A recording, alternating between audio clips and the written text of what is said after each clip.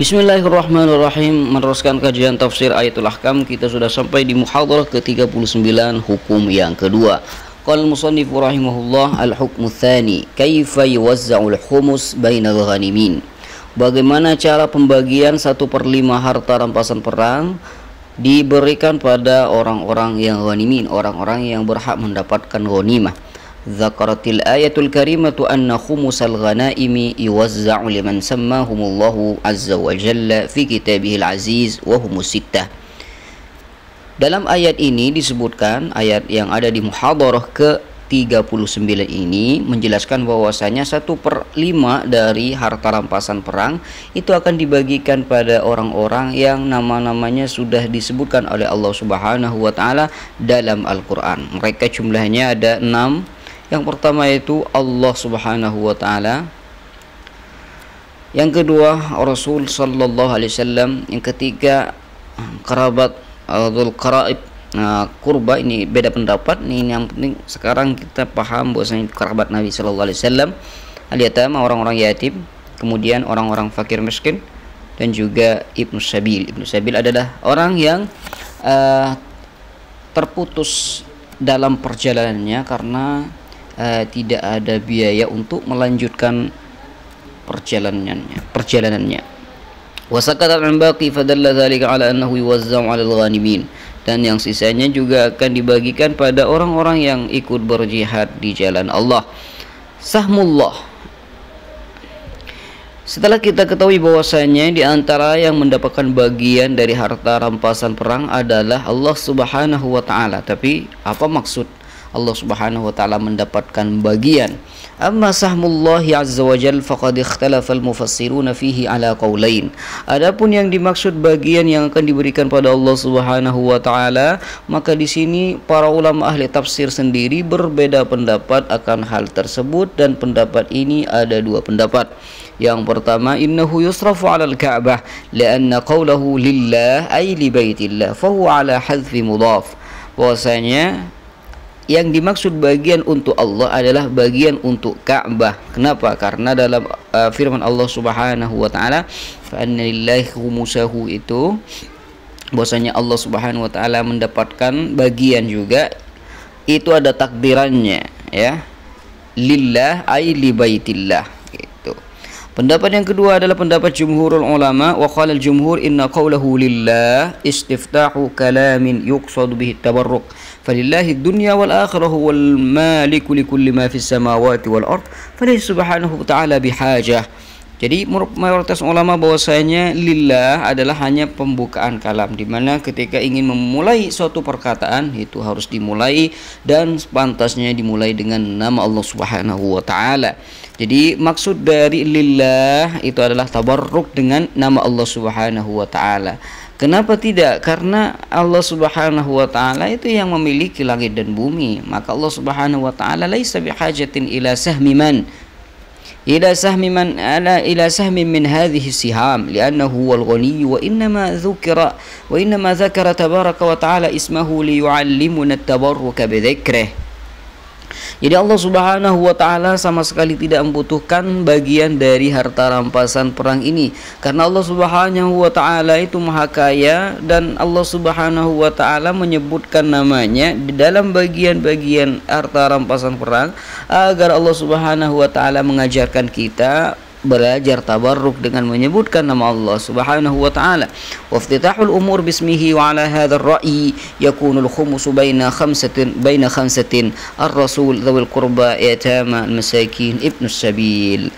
Dan kita juga diajari oleh Allah Subhanahu wa taala bertabarruk, ya, mencari barakah dengan menyebutkan nama Allah Subhanahu wa taala, dan sebagaimana kita juga disunnahkan dan dianjurkan memulai setiap perkara dengan nama Allah Subhanahu wa taala. Berdasarkan pendapat ini, maka 1/5 dari harta rampasan perang itu akan dibagikan pada 5 orang atau 5 bagian. Yang pertama adalah Rasul sallallahu alaihi wasallam, kerabat Rasul, juga orang-orang yatim, anak-anak yatim, orang-orang miskin, dan juga ibnu sabil.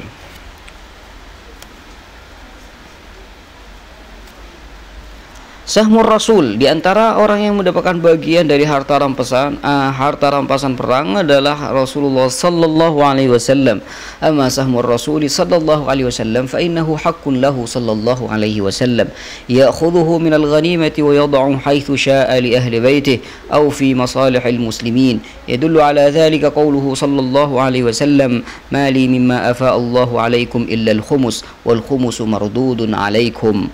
Jadi adapun bagian untuk Nabi Shallallahu Alaihi Wasallam, maka bagian tersebut adalah hak Nabi Shallallahu Alaihi Wasallam.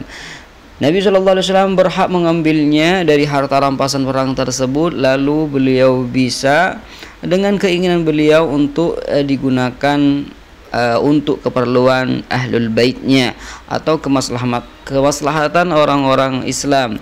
Di mana itu ditunjukkan dari sabda Nabi Shallallahu Alaihi Wasallam, harta mali mimma afa Allah alaikum, harta yang Allah kembalikan pada kalian, saya tidak mempunyai kecuali 1/5-nya, dan 1/5-nya lagi akan dikembalikan untuk kalian semua.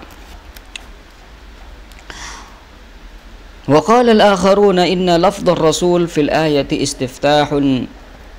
istiftahu kalamin kama qalu fi qawlihi lillah wa anna al-khumusa yuqsamu ala 4 ashumin dzil qurba wal yatam wal masakin wa ibnis sabil. Sebagian ulama yang lain mengatakan bahwasanya lafaz Rasul dalam ayat tadi itu sama halnya dengan firman Allah lillah, artinya juga permulaan kalam. Jadi maksudnya adalah bertabarruk dengan nama Allah dan juga dengan nama Nabi sallallahu alaihi wasallam. Dan 1/5 dari harta rampasan perang tersebut akan dibagikan pada 4 kelompok. Yang pertama dzul qurba, yang kedua anak yatim, yang ketiga orang-orang miskin, dan yang keempat adalah orang yang putus dalam perjalanannya. Sahmu dzul qurba, di antara bagian dari harta rampasan perang itu ada juga kerabat. Yang dimaksud dengan kerabat adalah wal muradu qarabatul Rasul sallallahu alaihi wasallam. Yang dimaksud adalah kerabat Nabi sallallahu alaihi wasallam. Wa qad ikhtalafa fi dzil qurba ala 3 aqwal.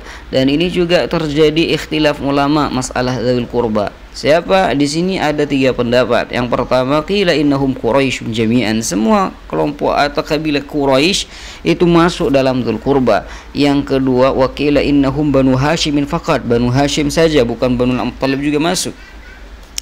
Yang jim, wa qila innahum Banu Hashim wa Banu Muttalib, wa hadha huwa ar-ra'yu sahih wa rajih. Berarti Banu Hashim, Banu Muttalib ini yang juga mendapatkan harta rampasan perang. Sahmul yatama, adapun bagian anak-anak yatim, hadza sahmu yusrafu ala atfalil muslimin alladzina halaka aba'uhum wa hum fi sinnis sighar. Adapun harta yang merupakan bagian anak yatim itu akan diberikan pada anak kecil dari orang-orang muslim, di mana ayah mereka itu meninggal dalam keadaan mereka masih kecil. Wa amma ba'dal bulu fa yazulu anhum wasful yutmi. Adapun setelah mereka balik, mereka itu tidak lagi dikatakan anak yatim. Sahmul masakin, sahmul masakin, adapun bagian untuk orang-orang miskin, wahum ahlul faqati wal haja min du'afa'il muslimin alladhina la yamlikuna min hutamid dunya syai'a wa yahtajuna ila muwasatin wa musa'adah. Jadi mereka adalah orang-orang yang sangat fakir dan sangat mempunyai kebutuhan, dan mereka termasuk rombongan atau golongan orang-orang Islam yang lemah, di mana mereka itu tidak memiliki dari dunia sesuatu. Mereka tidak mempunyai sesuatu, punya sedikit, sehingga mereka itu butuh bantuan dan butuh pertolongan. Itu yang dimaksud masakin. Sahmu ibn sabil, wa huwa al-gharibul ladzi inqata'a fi safarihi fa innahu yu'ta min al-khumus hatta walau kana ghaniyan fi baladihi.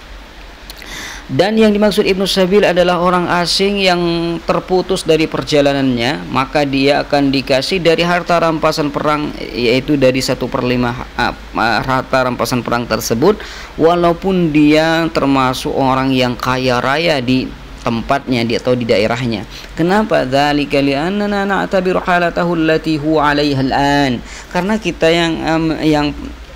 kita hanya memandang keadaannya sekarang dia dalam keadaan sulit, harus kita bantu.